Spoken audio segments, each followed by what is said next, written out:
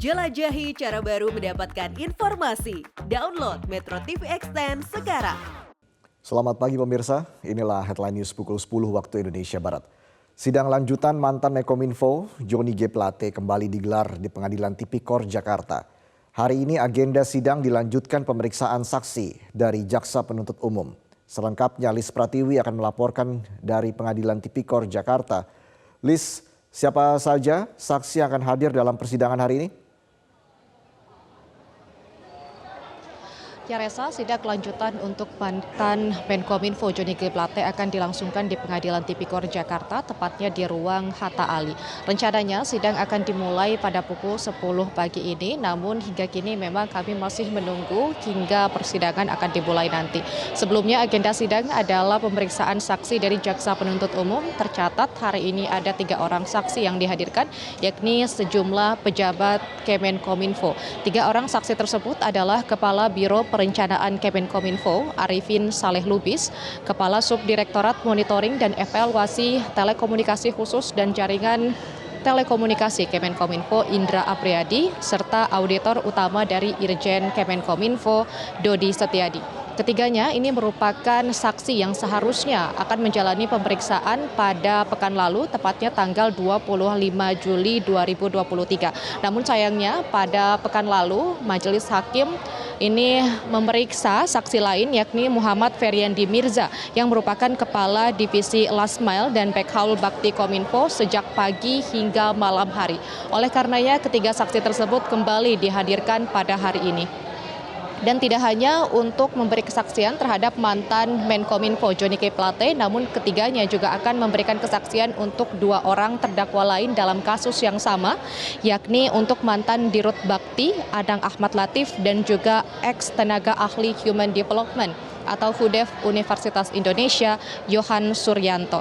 Selain ketiga terdakwa, sebelumnya dalam kasus ini majelis juga sudah menetapkan 6 pihak lain, namun hari ini belum menjalani persidangan di waktu yang sama.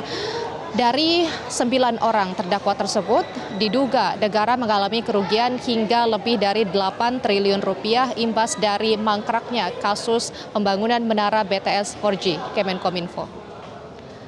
Reza. Lis, lalu sebenarnya hingga sampai hari ini ya, bagaimana jalannya persidangan atau dinamika jalannya persidangan?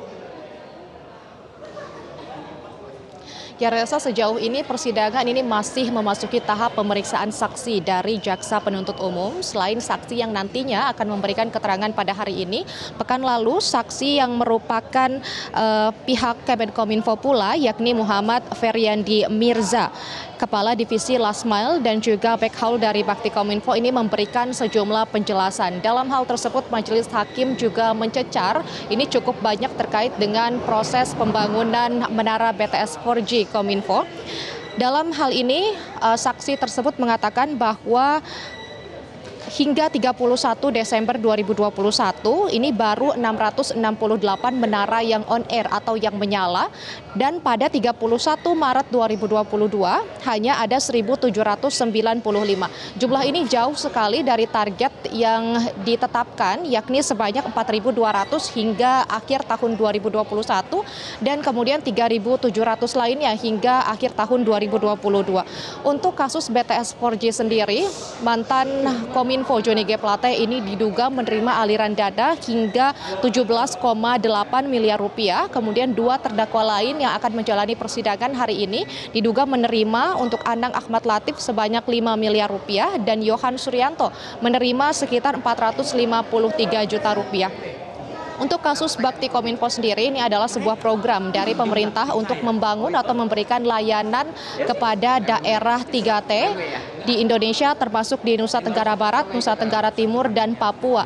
Namun dari target sebanyak lebih dari 7.000 menara BTS hanya terbangun sekitar 1.795 hingga Maret 2022, dan Hakim pun mengatakan bahwa proyek ini mangkrak hingga merugikan negara miliaran triliunan rupiah. Demikian Reza, kembali ke Anda. Lis Pratiwi melaporkan langsung dari Pengadilan Tipikor Jakarta. Pemirsa, kita ke informasi selanjutnya. Sebelumnya pada pekan kemarin, Jaksa Penuntut Umum Pengadilan Tindak Pidana Korupsi menghadirkan 4 saksi dalam kasus dugaan korupsi BTS di Kemenkominfo.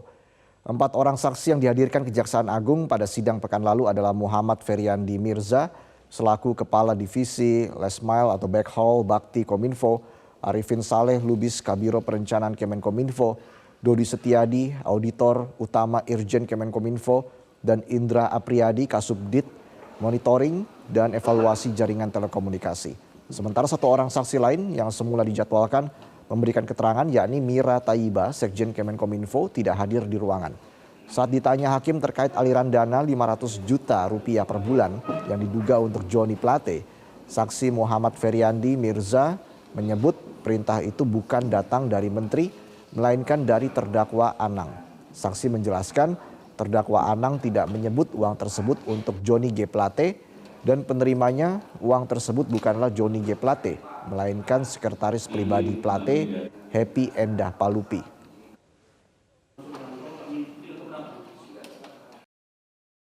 Cara mudah mendapatkan informasi dengan satu sentuhan jari. Download Metro TV Extend.